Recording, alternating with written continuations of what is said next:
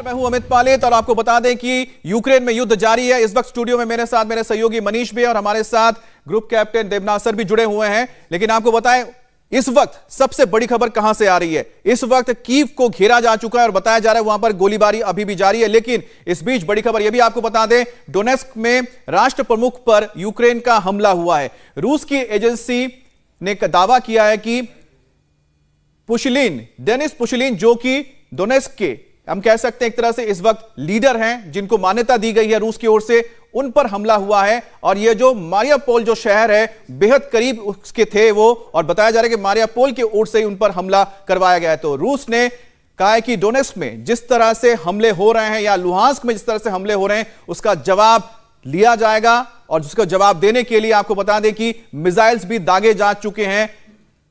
एस्कंडर missile का इस्तेमाल किया गया है, बैलिस्टिक मिसाइल का इस्तेमाल किया गया है। लेकिन फिलहाल सबसे बड़ी खबर यह आ रही है कि यूक्रेन की ओर से डोनेस्क के जो लीडर हैं उन पर हमला हुआ है।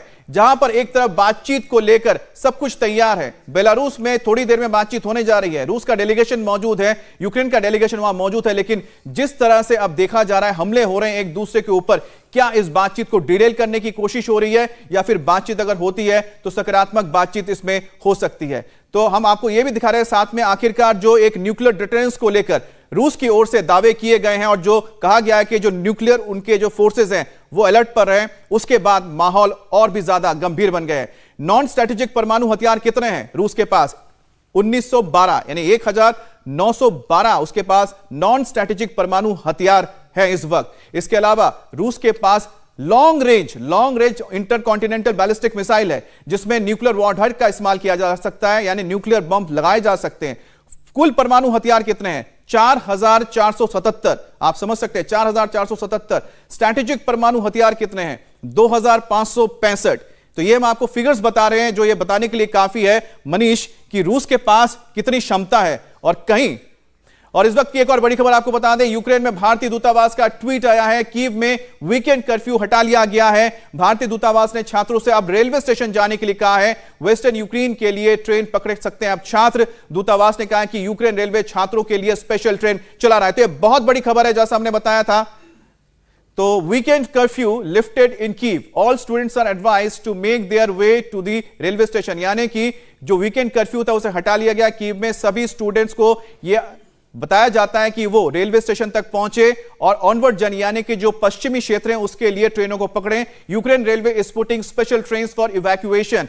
ये बताया जा रहा है कि यूक्रेन रेलवे जो है वो खास ट्रेन चलाएगी भारतीय छात्रों को वेस्टर्न फ्रंट ले जाने के लिए, यानी कि रोमानिया के बॉर्डर तक ले जाने के लिए।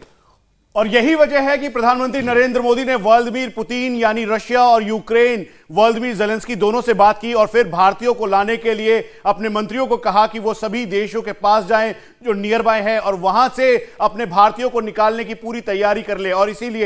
और इस वक्त की एक और बड़ी खबर आपको बता दें, रूस की ओर से आ रही है कि यूक्रेन में जो जंग है और तेज हो रही है, तो दूसरी ओर वॉर जोन में फंसे भारतीयों को सुरक्षित वापस लाने के लिए मोदी सरकार का मिशन गंगा भी लगातार जारी है। और रूस और यूक्रेन की जंग में कभी भी कुछ भी हो सकता है। खासकर कीव में लगातार मिसाइल और फाइटर जेट से अटैक किए जा रहे हैं। ऐसे में हालात कितने और डेंजरस हैं इसका अंदाजा आप लगा सकते हैं। लेकिन ऐसे हालात में भी वॉर जोन से भारतीयों को निकालना एक बहुत ही मुश्किल काम है। लेकिन बड़ी बात है कि इस सरकार ने पहले भी ऐसा काम किया था। दुनिया का कोई और देश इवैक्यूएशन पर काम नहीं कर रहा है। सभी देश अपने नागरिकों को कह रहे हैं कि वो जहां है वहीं रहें। और लेकिन भारत सरकार सिर्फ है जो अपने नागरिकों को इस युद्ध के बीच से भी बाहर निकाल कर लेकर आ रही है। पीएम मोदी ने आज हाई लेवल मीटिंग की और इस मीटिंग में तय हुआ कि भारतीयों को फंसे हुए जो भारतीय हैं यूक्रेन में, उनको लाने के लिए केंद्र सरकार के एक नहीं, दो नहीं, बल्कि 4 मंत्री जाएंगे। जिसमें हम आपको बता सकते हैं 2 तो कैबिनेट मिनिस्टर है, ज्योतिरादित्य सिंधिया का नाम आ रहा है जो कैबिनेट मिनिस्टर है, किरण रिजिजू जो कि कानून मंत्री हैं वो भी जा रहे हैं, जनरल वीके सिंह केंद्रीय राज्य मंत्री हैं, और हरदीप सिंह पुरी भी आपको बता दें कैबिनेट मिनिस्टर है। तो 3 कैबिनेट मिनिस्टर और 1 राज्य मंत्री अब ग्राउंड पर जाके मॉनिटरिंग करेंगे। जिसमें सबसे बड़ी बात है ज्योतिरादित्य सिंधिया जो कि नगर उड्डयन मंत्री है, यानी कि सिविल एविएशन मिनिस्टर है, जो जिसका सबसे ज्यादा प्लेन का इस्तेमाल किया जाएगा। तो ऐसे में कोऑर्डिनेशन को बेहतर बनाने के लिए शायद यह वजह है कि मिनिस्टर्स को भेजा जा रहा है। लेकिन इस खबर पर बात करने के लिए हमारे साथ पॉलिटिकल एडिटर हमारे जुड़ गए हैं देवेंद्र पराशर। देवेंद्र, सरकार का एक बहुत बड़ा कदम है, लेकिन इसको ग्राउंड पर किस तरह से इंप्लीमेंट किया जाएगा, क्योंकि लड़ाई तो तेज होती जा रही है। अमित, सबसे पहले इनके भेजने की वजह समझें तो ये स्पेशल इन्वॉय के तौर पे जाएंगे। स्पेशल इन्वॉय और एम्बेसडर में आप ये फ़र्क समझें कि एम्बेसडर के जो अधिकार होते हैं या जो काम करने का तरीका होता है वो एक सीमित होता है, जबकि स्पेशल इन्वॉय मल्टी लेवल पे जो मल्टी टास्किंग फोर्स है उस तरीके से वो काम कर सकते हैं कोऑर्डिनेशन के मामले में, और उस लिहाज से इन 4 केंद्रीय मंत्रियों को स्पेशल इन्वॉय के तौर पर भेजने का फैसला किया गया है। दूसरी चीज़ निश्चित तौर पर ये समझना होगा कि किन मुश्किल हालात में वहाँ से लोगों को निकाल कर लेकर आया जा रहा है। दुनिया का कोई भी और देश अपने नागरिकों को वहाँ से नहीं निकाल रहा है। वो स्थिति है कि वॉर जोन है और वॉर जोन में अब लड़ाई शहरों तक पहुँच चुकी है, और शहरों में अगर इस तरह से लड़ाई हो रही है तो आप अंदाज़ा लगा सकते हैं कि वहाँ कोई छात्र अगर रह रहा हो तो उसको फिर वहाँ से सुरक्षित बाहर निकाल कर लेके आना, सीमा तक लेके आना, फिर दूसरे देश में पहुँचाना है। ये सारी चीज़ें कितनी जटिल है।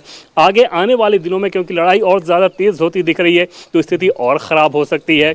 जाहिर तौर पर इसका एक बड़ा असर पड़ेगा आपको सप्लाई चेन पे, क्योंकि ऑलरेडी आप देख रहे हैं कि सप्लाई चेन हिट हो चुका है। यूक्रेन के जो नागरिक हैं उन्हें मुसीबतों का सामना करना पड़ रहा है, और वॉर जोन की जो एक सिचुएशन होती है उस सिचुएशन में जो लोग भी वहाँ पे मौजूद हैं उन्हें उससे फाइट करना ही होगा। और वहाँ पर निश्चित तौर पे सबसे मुश्किल चीज है जो मैं आपसे जानना चाहता हूं, आखिरकार इसको कैसे पॉसिबल किया, मैं आपसे जानना चाहता हूं, क्योंकि जैसा हम बता रहे हैं कि वहां पर अब स्पेशल ट्रेन का इंतजाम किया गया है यूक्रेन रेलवे की ओर से, जहां पर लड़ाई हो रही है, जहां पर इतनी दिक्कत आ रही है कि लोग बस तक नहीं पा रहे हैं, बसेस नहीं चल रही हैं, उसके अलावा गाड़ियां नहीं चल रही हैं। वैसे में भारत सरकार ने इस लड़ाई के बीच में कैसे ये डिप्लोमेसी के जरिए इसको पाया कि उन्होंने स्पेशल ट्रेन का अरेंजमेंट कर लिया जो वेस्टर्न बॉर्डर तक जाएगी?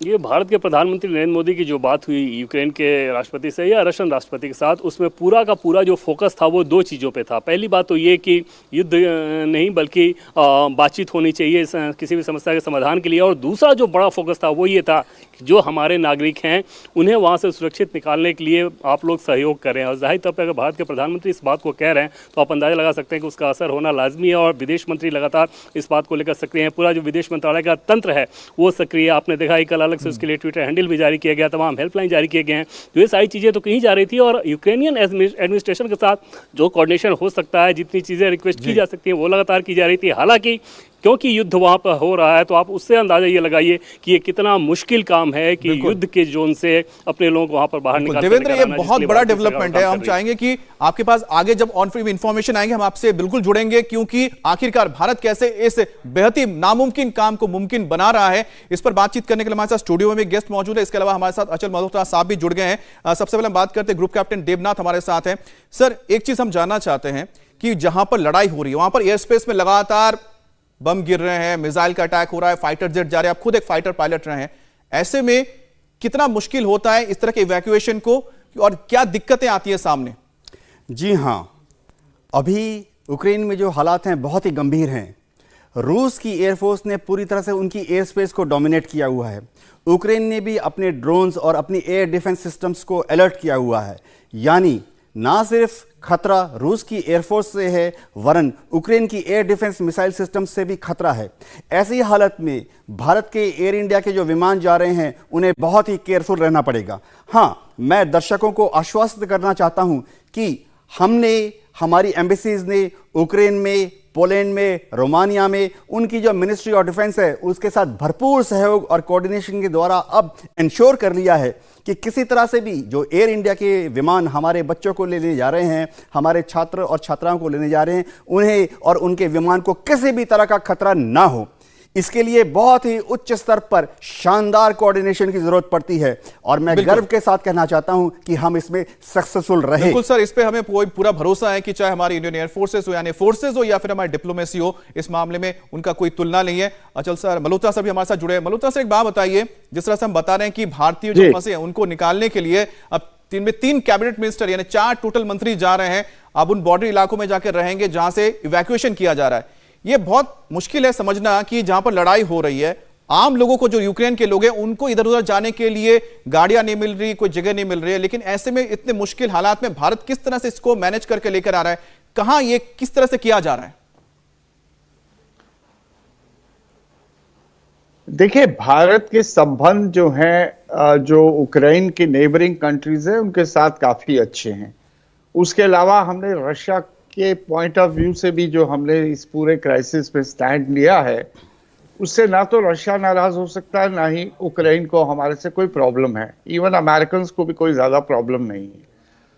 सवाल सिर्फ ये है कि जो नेबरिंग कंट्रीज हैं वहां तक हमारे जो वॉर जोन्स, कॉन्फ्लिक्ट जोन में बच्चे फंसे हुए हैं, वहां तक उन्हें कैसे लाया जाए, ये सबसे मुश्किल जो काम है वो ये सर है। आप जिसका जिक्र कर रहे हैं कि वहां पर कितना मुश्किल है, लेकिन ये मुश्किल हालात किस तरह से हैं जरा तस्वीरों में देखिए। खार्किव से अब हमले की एक नई तस्वीर आई हुई है जिसमें आप देख सकते हैं कैसे रिहायशी इलाकों में रॉकेट्स गिर रहे हैं। इसीलिए हम कह रहे हैं लगातार कि भारत अगर इवैक्यूएशन कर रहा है तो कितने मुश्किल हालात हैं। इंडिया टीवी हर वक्त हर जगह डाउनलोड करने के लिए सर्च करें India TV news Google play store या ऐप स्टोर पर।